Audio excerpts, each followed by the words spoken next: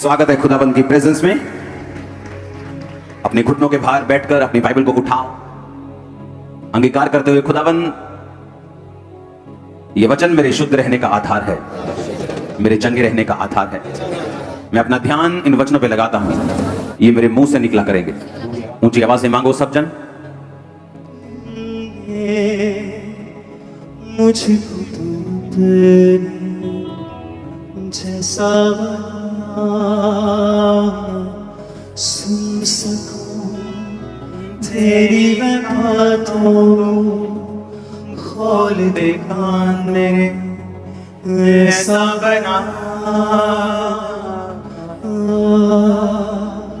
मेरे तू मन में, मुझको तू अपने जैसा बना,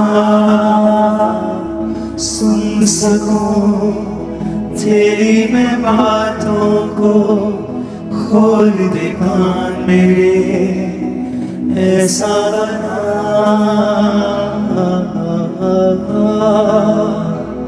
मेरे तू मन में, मुझको तू अपने जैसा बना। अपने हाथों को उठाओ, अपने पड़ोसी से पूछो पुराना नियम क्यों लिखा गया। जो चीज 5000 साल पहले की है, 4000 साल पहले की है, 2000 साल पहले की है, मैं उसे आज क्यों पढ़ूं? बताओ अपने पड़ोसी को क्यों पढ़ूं? नहीं नहीं, बताओ बताओ। नहीं नहीं, पूछना नहीं है, बताओ क्यों पढ़ूं? मालूम है क्यों पढ़ूं? क्यों पढ़ना है बताओ? परमेश्वर के दिल को, उसके काम करने के तरीकों को समझने के लिए। हमारे पास कोई तरीका नहीं है परमेश्वर से यह समझने के लिए कि उसको क्या पसंद है, क्या नापसंद है, और किस रीति के साथ परमेश्वर काम करता है। हालेलुया। आप में से कितने लोग ऐसे हैं जो किराए के मकानों में रहते हैं? चिंता मत करो, मैं भी किराए पे था थोड़े साल पहले। आ जाओ, डोंट वरी, अपना आ जाएगा। रास्ते में है उसको पांव लगे हैं, वो चल के आ रहा है तुम्हारे पास। सुनो, परमेश्वर ने इस्राएलियों को बुलाया, पवित्र तंबू बनाया जहां पे परमेश्वर की उपस्थिति थी, हाँ या ना? सबसे अंदर वाले स्थान में परमेश्वर के लिखे हुए वचन थे जो संदूक में रखे थे। उससे पीछे मेज वाला स्थान था जहां मेज पर रोटी पड़ी रहती थी। 7 दीवट जो यीशु मसीह को दर्शाते हैं वो था। उसके बाद बाहर वाला स्थान था। समझ आई कि नहीं? अब वो तंबू जो था, परमेश्वर ने कहा कि जब तंबू पहली बार खड़ा किया गया, परमेश्वर की महिमा तंबू के ऊपर आ गई। उस तंबू को ऐसा तंबू मत समझ लेना। उसमें कुर्सियां लगी थी, उसमें पर्दे लगे थे, वो एक रॉयल टेंट था। अगर आप राजाओं को देखेंगे पुराने समय में, तो वो तंबू में जब रहते थे तो वो तंबू ऐसा तंबू नहीं था जो टेम्परेरी आज लगाया संडे और उतार दिया। नहीं, वो रॉयल टेंट था एक, जिसमें चांदी की कुर्सियां थी, जिसमें सोने की चीजें थी, सोने के मेज थे, सोने के डंडे थे, सोने के बहुत चीजें वहां पे थी। भारी था बहुत, अरबों रुपए की उसकी वैल्यू थी पैसों में। इतना सोना था उसके अंदर, इतनी चांदी थी उसके अंदर। और बाइबल कहती है जब तंबू खड़ा किया गया तो परमेश्वर का बादल तंबू पे आया। सुबह बादल और रात को उस बादल से आग निकलती थी। और बाइबल क्या कहती है, गिनती की पुस्तक में हम पढ़ेंगे, जिस दिन निवास जो साक्षी का तंबू कहलाता है खड़ा किया गया, उस दिन बादल उस पर छा गया और शाम तक वह निवास पर आग सा दिखाई देता और भोर तक दिखाई देता रहा। नित्य ऐसा ही हुआ करता था, अर्थात दिन को बादल छाया रहता और रात को आग दिखाई देती थी। जब जब बादल तंबू पर से उड़ जाता, इजरायली आगे बढ़ते थे और जिस स्थान पर बादल ठहर जाता, इजरायली अपने डेरे खड़े करते थे। यहोवा की आज्ञा से इजरायली आगे बढ़ते थे, यहोवा की आज्ञा से डेरे खड़े करते थे। जितने दिन तक बादल निवास पर ठहरता था, उतने दिन तक वो डेरे डाले पड़े रहते थे। लिखा कि बादल तंबू के ऊपर था, तो अगर बादल चलता था तो उनको निशानी होती थी कि बादल चल पड़ा, अपना तंबू पैक करो, सारा कुछ परमेश्वर के भवन का पैक करो और बादल के पीछे पीछे चलो। ओके, समझ आई कि नहीं? हम जो पक्के घरों में रहते हैं, हमें इस बात की समझ नहीं। हम शायद इसको समझ नहीं पा रहे हैं कि परमेश्वर क्या कह रहा था। लाखों लोग तंबू के आसपास थे। कितने? 3 गोत्र इधर, 3 इधर, 3 इधर, 3 उधर, पूर्व पश्चिम उत्तर दक्षिण, 3 गोत्र। 12 गोत्रों में 20 लाख के 25 लाख के करीब जो थे वो लोग उसमें थे। लेवी जो बीच में थे तंबू के, पूर्व पश्चिम उत्तर दक्षिण में, पूर्व छोड़ के, वो अलग थे। जब जब बादल उठता था तो लेवी के 3 गोत्र, एक गोत्र परमेश्वर के संदूक को पैक करता था कपड़ों में, सोने की चीजों को, उसे कंधों पर उठाते थे, उसे किसी भी जगह पर रखने की या किसी भी गाड़ी के ऊपर, रथों के ऊपर रखने की आज्ञा नहीं थी। जो बाकी तंबू का सामान था, जो पर्दे थे, जो कुर्सियां थी, जो अलग अलग सामान तंबू के अंदर था, वो सारा गाड़ियों के ऊपर रखकर ढोया जाता था। समझ आ रही है कि नहीं? जब 25 लाख लोगों का एक देश तंबू के आसपास रहता था, समझ आ रही कि मान लो इधर तक 10-15 किलोमीटर, इधर तक 10-15, ये सारे लोग ही लोग भरे हुए हैं। और जब तंबू पर से बादल आगे चलता था तो उनको निशानी मिलती थी कि अब हमें आगे चलना है। तो लेकिन जब तंबू आगे चलता था तो इजरायली अपने डेरों को भी आगे लेके जाते थे। समझ आई कि नहीं? अब यह भी ध्यान में रखना है कि वो कोई मीटिंग अटेंड करने नहीं गए थे कि तंबू पर बादल आया, मीटिंग अटेंड की, 2-3 दिन बादल का पीछा किया, उसके बाद फिर अपने अपने पक्के घरों में आ गए। ऐसा नहीं था। इजरायली भी कहां रह रहे थे? तंबुओं में। कहां रह रहे थे? परमेश्वर का तंबू थोड़ा रॉयल टाइप का था, इजरायलियों का घर आम घरों के जैसा था, जैसे आम तंबू होते हैं। तो इमेजिन करो, अब मैंने एक भाई को अपने जैसे को खड़ा कर लिया है जो किराए पे। तो बाइबल क्या कहती है? बाइबल कहती है कि कभी कभी बादल, उस आयत को पढ़ेंगे 20 आयत को, कभी कभी वह बादल थोड़े दिन निवास पर रहता, तब वे यहोवा की आज्ञा से डेरे डाले पड़े रहते थे और फिर आगे बढ़ते थे। और कभी कभी बादल संध्या से भोर तक रहता और भोर को उड़ जाता था, तब वो आगे बढ़ते थे। कभी कभी रात दिन बराबर रहता और बादल उड़ जाता, तब वो आगे बढ़ते थे। बादल चाहे 2 दिन, चाहे 1 महीना, चाहे वर्ष भर, जब तक निवास पर रहता था तब तक इजरायली अपने डेरों में ही रहते थे और आगे नहीं बढ़ते थे। जब बादल आगे बढ़ता था, उड़ जाता था, तो वो आगे बढ़ते थे। आमीन। किराए के घर वाले जितने लोग मेरे भाई हैं ना, उनको एक प्रॉब्लम बहुत है। जब घर खाली करना पड़ता है तो क्या करना पड़ता है? सामान को इकट्ठा करके दूसरी जगह शिफ्ट करना पड़ता है। कैसे शिफ्ट करते हो मुझे? गाड़ियों में अगर ज्यादा हो तो गाड़ियों में तो उसमें क्या क्या सामान है? घर के बर्तन, राशन, बेड, बिस्तरे, टिंडे पांडे, सारा कुछ है ना। अब आप ये समझो ध्यान से कि हम एक तरफ के इजरायली हो गए, बादल रुक गए यहां पे आके। आप सबने अपने अपने टेंट खड़े कर दिए। छोटे छोटे बच्चे हैं आपके, बुजुर्ग भी हैं, आपके पास राशन है, राशन तो लेके चलोगे ना। जानवर भी होंगे, दूध कहां से लोगे? वहां अमूल तो था नहीं, अमूल मक्खन आ रहा है 100 ग्राम की टिक्की, तो वो तो था नहीं। तो जानवर भी थे, बच्चे भी थे, बुजुर्ग भी थे, घर भी था, बर्तन भी थे, राशन भी था। इमेजिन करो, बाइबल कहती है सुबह वो बादल कई बार आता और शाम को फिर निकल पड़ता था। इमेजिन करो आप सुबह आए हो, किराएदार को अगर 1 साल बाद भी मकान खाली करना पड़े ना, उसको बड़ी दिक्कत होती। उसे किराए से प्रॉब्लम नहीं, वो बोलता परमेश्वर अपना घर दे दे, ये मैं बदलने के चक्कर से फ्री हो जाऊं। सही कह रहा हूं कि नहीं? तो इमेजिन करो सुबह बादल आया और आपने अपने डेरे खड़े किए, आपके बच्चे सो रहे हैं, अभी अभी आपकी वाइफ ने बर्तन टिकाए हैं, उसमें चावल दाल रखा है, और शाम को बादल फिर आगे निकल गया। आप फिर सामान पैक कर रहे हो, फिर गधों पे लाद रहे हो, फिर बच्चों को उठा रहे हो। लेकिन बादल भोर तक रहता, सुबह 4 बजे तक। 4 बजे बादल आगे बढ़ा तो इमीडिएटली उठो, बच्चों को उठाओ, बुजुर्गों को उठाओ, सामान पैक करो, जानवर कहां है लेके आओ, सब कुछ इकट्ठा करो, फिर से बर्तनों में राशन डालो और फिर से आगे बढ़ो। ऐसा मुश्किल क्यों? जब परमेश्वर को मालूम है कि इसमें छोटे छोटे बच्चे रहते हैं, बुजुर्ग रहते हैं, तो जब परमेश्वर एक जगह पे ठहर जाए तो कम से कम 3, 4, 5, 6 महीने तो वहीं रहे ना, ताकि जो तंबू खड़े किए, घर बनाया, बर्तन सजाए, फिर से पूरा पूरा एक नया घर बनाए, जानवर गाड़े, खूंटियां गाड़ गाड़ के बांधे हैं, सब कुछ कर दिया। लेकिन लिखा कई बार बादल 2 दिन रहता और फिर आगे बढ़ता था। क्यों? पुराने नियम में जो कुछ भी लिखा है वो आज हमें सिखाने के लिए लिखा है। यीशु मसीह के जन्म के बाद करोड़ों लोग दुनिया में आए हैं, पहले इतनी पॉपुलेशन नहीं होती थी। तो परमेश्वर ने उन थोड़े लोगों में हमें सिखाया है, ताकि आने वाले, अभी भी दुनिया में 800 करोड़ लोग हैं, जिसमें से 300 कुछ करोड़ परमेश्वर को मानते हैं, वो 400 करोड़ ही होंगे।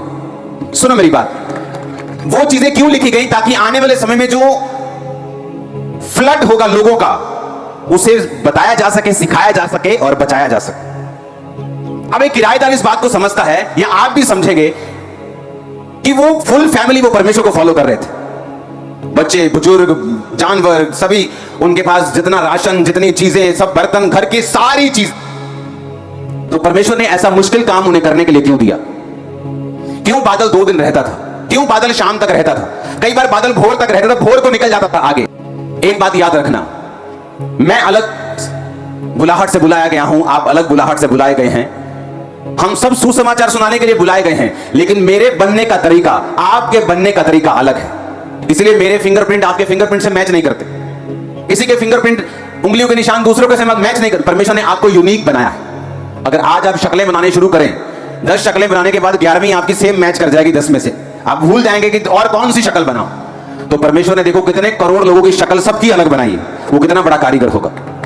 सुनो मेरी बात, क्यों परमेश्वर ने कहा कि तुम शाम को बादल आगे गए, तुम भी आगे जाओगे। अगर मुझे मालूम है कि मैं परमेश्वर में एक ग्लोरियस काम करने के लिए बुलाया गया हूं, आपको मालूम है कि परमेश्वर ने आपको फाइनेंशियली बरकत पाने के लिए बुलाया है, आपको डॉक्टर बनने के लिए बुलाया है जिसके द्वारा परमेश्वर बहुत से डॉक्टर्स को बचा सके, आपको एक बिजनेसमैन होने के लिए बुलाया है। सुसमाचार तो हमारी पहली बुलाहट है ही, लेकिन दूसरी भी बुलाहट आपकी लाइफ में जिसको परमेश्वर आपकी लाइफ में पूरा करना चाहता है। एक है परमेश्वर का दिया हुआ मकसद आपकी लाइफ में, जो परमेश्वर आपकी लाइफ में पूरा करना चाहता है। उस मकसद को पूरा करने के लिए आपको एक काम करना पड़ेगा। परमेश्वर ने कहा, आदम, मैं तुझे अकेला देख रहा हूं और तेरा अकेला रहना ठीक नहीं है, तो मैं एक ऐसा सहायक बनाऊंगा जो तेरे साथ मेल खाए। हालेलुया। तो बाइबल क्या कहती है कि परमेश्वर ने सब जानवरों को आदम के पास लेके देखा तो कोई भी आदम के साथ मैच नहीं किया। तो परमेश्वर ने क्या किया? आ जाओ एक जना। परमेश्वर ने, बाइबल कहती है, आदम लिया और उसे गहरी नींद में डाल दिया। सोता क्या किया उसे? अगर परमेश्वर आदम को गहरी नींद में ना डालता तो आदम क्वेश्चंस करता, प्रभु आगे करिए ना, तू अकेली पसली गड्डी है, यदि जगह पड़ेगा भी कुछ लाएगा भी थे, मैं दर्द नहीं होगी। बाइबल कहती परमेश्वर ने आदम को गहरी नींद में डाल दिया, उसकी पसली को निकाला, उसकी जगह मांस भर दिया और आदम के लिए औरत को तैयार कर दिया।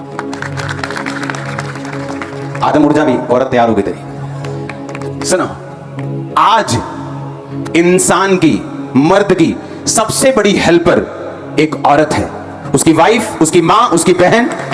और इसीलिए शैतान का पहला काम होता है आपकी वाइफ से आपकी बनने ना देना। जो घर अपनी वाइफ के साथ बनती नहीं, हस्बैंड के साथ बनती नहीं, वो आधे हैं, पूरे नहीं, वो ब्रेक हो चुके हैं, 50% अधूरे हैं। जो काम के लिए प्रभु ने उनको बुलाया है वो पा नहीं पाएंगे। अगर एक जना परमेश्वर का विरोधी हो जाए तो दूसरा 100% पा सकता है जो खुदा ने सोचा है।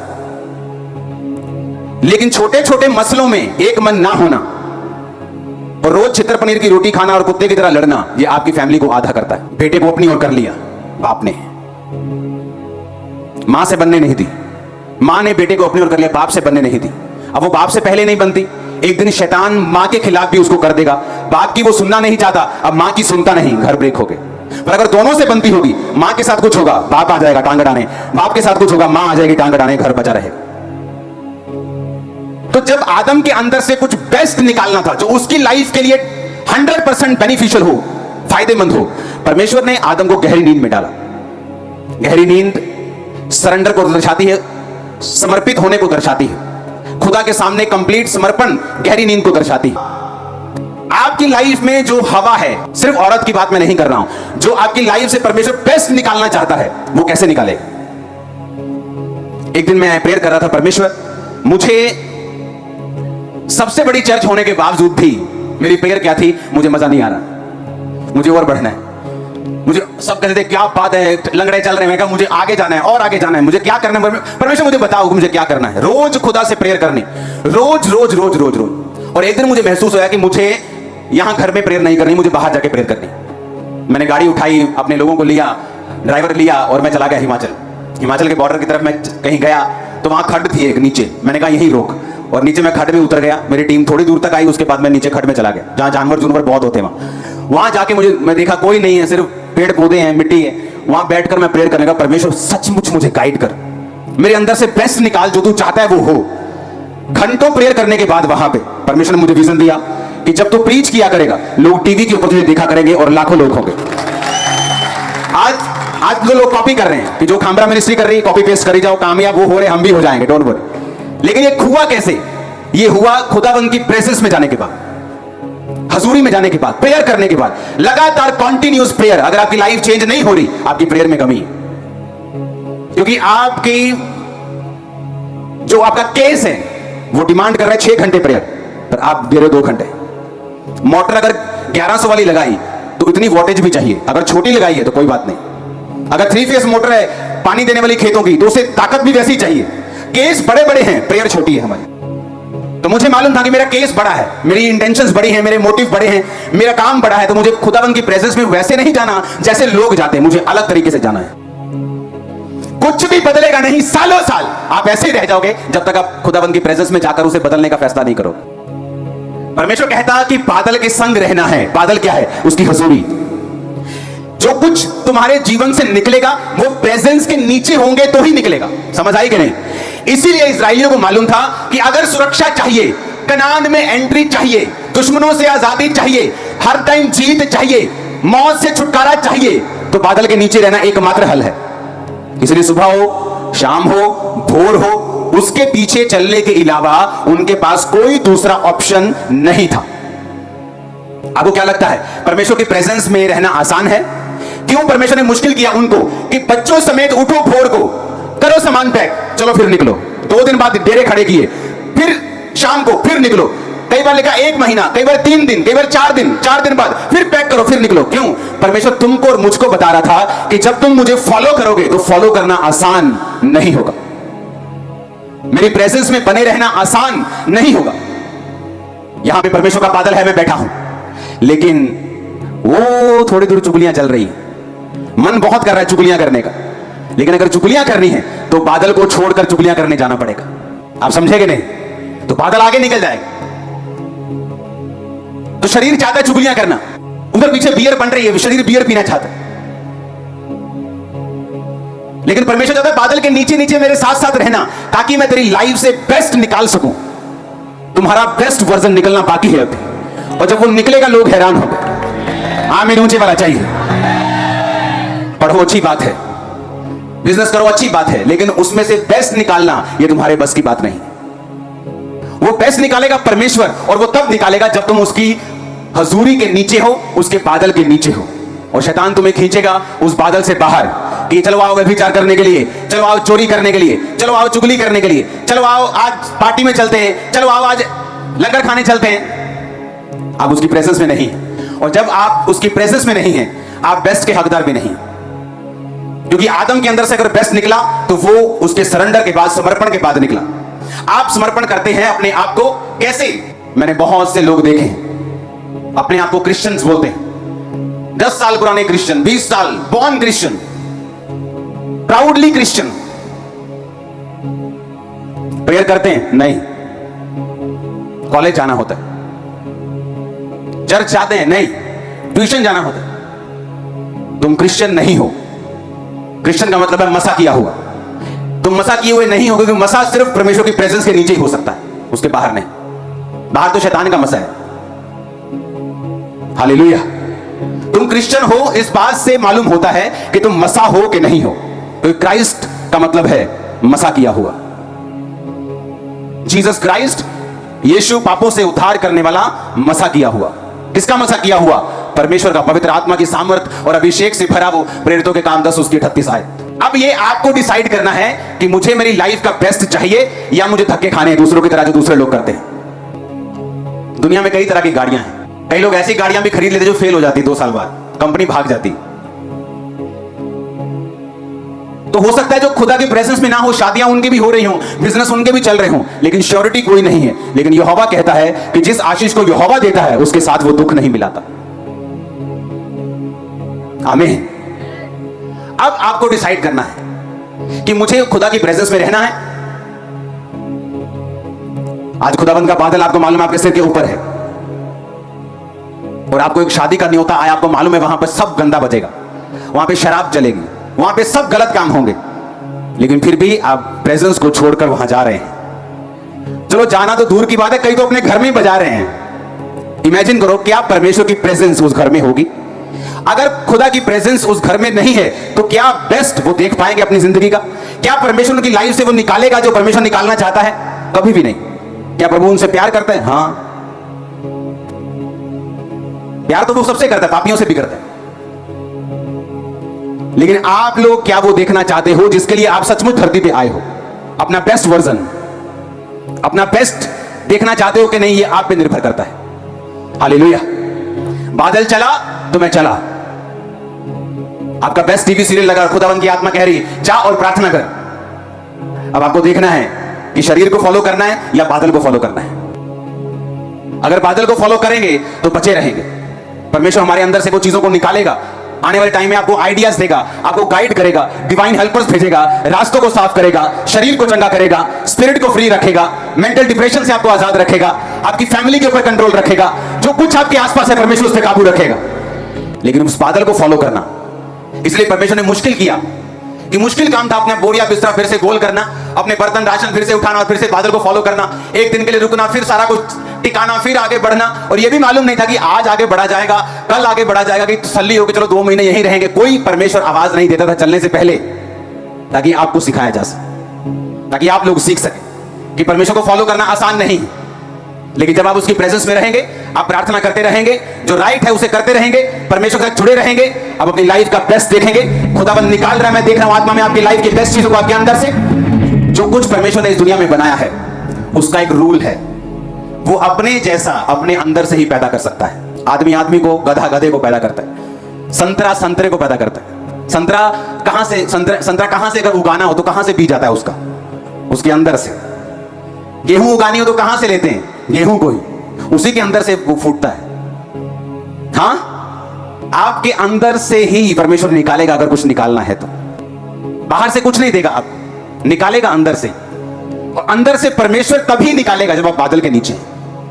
आपको मुश्किल हो, आपको दोस्त नाराज करना पड़े, एमएलए साहब नाराज करने पड़े कि आप उनकी पार्टी में नहीं गए, हाँ, सरपंच जी नाराज हो जाए आपसे, आपकी बुआ नाराज हो जाए यूएसए वाली, जिसको आप नाराज नहीं करना चाहते क्योंकि आपको न्यूयॉर्क के सपने आते हैं। हालेलुया। लेकिन अगर आप सचमुच जीसस के फॉलोअर हैं, आप उस बादल की प्रेजेंस में खड़े रहेंगे, अड़े रहेंगे, ढीठ बन के चलते रहेंगे। और मैं आपको बता रहा हूं, आपका बेस्ट जब आपसे निकलेगा, दुनिया कॉपी करेगी आप। मैं आपको बता रहा हूं, दुनिया कॉपी करेगी, फुल वर्ल्ड कॉपी करेगा आप, अगर आपने जस्ट उसे फॉलो किया। आमीन। इसलिए मुश्किल था, बच्चों समेत, बुजुर्गों समेत, प्रेग्नेंट औरतें भी होंगी उसमें। इमेजिन, 9 मंथ प्रेग्नेंट भी होगी, 8 मंथ प्रेग्नेंट भी होगी। कितने लोग होंगे उसमें जो उस बादल को और सोचते होंगे कि परमेश्वर को दया नहीं आती क्या? क्या उसको दया नहीं आती? क्या वो देख नहीं सकता? लेकिन वो आपको सिखाने के लिए था, वो आपको समझाने के लिए था कि जब आप आत्मिकता के रास्ते के ऊपर चलेंगे, कोई बहाना नहीं, कोई एक्सक्यूज नहीं, कोई बेचारापन नहीं। तुम एक वॉरियर की तरह, फौजी की तरह चुने गए हो, उसी की तरह तुम्हें चलना होगा और परमेश्वर तुम्हें जीत देगा। तुम्हारे परिवार समेत शर्मिंदगियों को वो दूर करेगा, श्रापों को दूर करेगा। अगर आमीन खंबे के बाहर जाए, चल ऊंची आवाज दे, हालेलुया। और यही काम करने के लिए परमेश्वर ने आपको बुलाया है। आपकी विश, मेरी विश है वीजा लग जाए, मेरी विश मेरी बेटी की अच्छी शादी हो जाए, विश। तुम जीनी को नहीं मानते हो। वो आता था ना, वो एक प्रोग्राम कार्टून वाला, अलादीन का चिराग, कि रगड़ा, जीनी को मांगा, जीनी ने दिया। तुम्हारा परमेश्वर जीनी नहीं जो विश से पूरा करे। वो कहता मांगो तो दिया, ढूंढो तो तुम, खटखटाओ तो तुम्हारे लिए। क्योंकि जो कोई मांगता उसे, जो कोई ढूंढता है और जो खटखटाता है उसके लिए। आमीन हो जाए आशीष आपकी। वो कहता तुम्हें मांगना पड़ेगा। विश 2011 में मेरी विश थी, क्योंकि मैं 7 से सेवकाई कर रहा था, तो विश थी कि मेरी सेवकाई ऐसी हो, मेरी सेवकाई ऐसी हो, मेरे ऑफिस का सिस्टम ऐसा हो, ये लोग ऐसा क्यों नहीं करते, ये टीम ऐसा क्यों नहीं करती। विश पर विश करता रहा, सालों साल कुछ नहीं हुआ। फ्रस्ट्रेट हो गया मैंने कहा अब मैं जा रहा हूं। चर्च मैंने छोड़ी, मैं चला गया 21 दिन के लिए फॉरेन। कोई इंटरनेट नहीं, फोन, आईफोन वगैरह नहीं होते थे, वो भी नए नए, बहुत नए नए आए थे। ऐसा लगता कि ये स्कैम है, स्कैम, ये फेल हो जाएंगे, ये हमारा बटन वाला बेस्ट है। हालेलुया।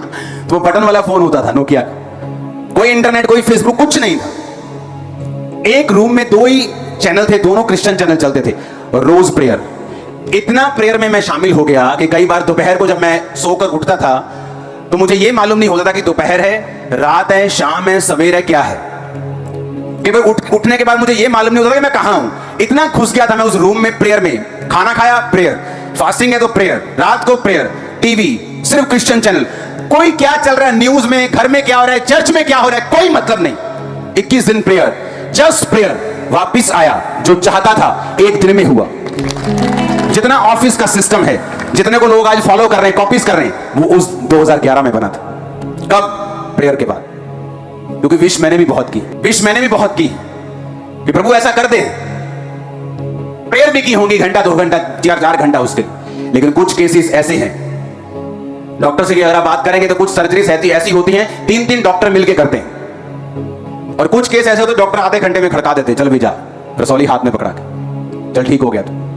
लेकिन कुछ केस में 12-12 घंटे लगते, 3-3 डॉक्टर लगते, टीम लगती, मशीनें लगती। आपका केस बड़ा है, आपकी टैबलेट छोटी है। बुखार को तो आप पैरासीटामोल से ठीक कर सकते हो, टीबी का बुखार उससे ठीक नहीं होगा, उसके लिए अलग दवाई खानी पड़ेगी। आज कलीसिया को खुदा की प्रेजेंस में चलने की आदत नहीं। संडे वो बादल के नीचे है, मंडे पब के नीचे, मंगलवार नहीं, मंगलवार हम नहीं, बंद होते ठेके, बंद होते कि नहीं, खुले होते हैं? हाँ खुले होते हैं, खुले होते हैं। मैं जान के पूछा, खुले होते हैं? हाँ जी हाँ जी खुले होते हैं, मैं जानना रोज। संडे चर्च, मंडे ठेके पे। आप प्रेजेंस के नीचे नहीं, आप सीख रहे हो, अभी आप गलतियां कर रहे हो, आप धक्के खा के जा रहे हो। और खुदा आपसे प्यार करता है, लेकिन वो ये नहीं चाहता कि आप धक्के खाएं और शैतान की मार खा के कर्ज के साथ आगे बढ़े, वो ये नहीं चाहता। जिंदगी अपनी बदलना चाहते हो, ये घुटनों पर बदलेगी। That's it। नहीं तो आप अपने हस्बैंड से प्यार की भीख मांग मांग कर, अपनी मां से, भाई से, मां बेटे से अपने प्यार की भीख मांग मांग कर भिखारी बन जाओ, जब तक घुटनों पे नहीं आओ। शर्मिंदा हो होकर तुम शर्मिंदगी के राजा बन जाओगे, जब तक घुटनों पे नहीं आओ और खुदा के पीछे नहीं चलो। और वो फिर आपको बनाएगा, आपका बेस्ट यू। अपने पड़ोसी से पूछो, बोलो जिंदगी बदलना चाहते हो तो कैसे बदलेगी? बताओ पड़ोसी को, बोलो घुटनों पे, बोलो घुटनों पे बदलेगी तेरी जिंदगी। आजा घुटनों पे रिपेयर कर रोज। आमीन। ऊंचे वाला चाहिए।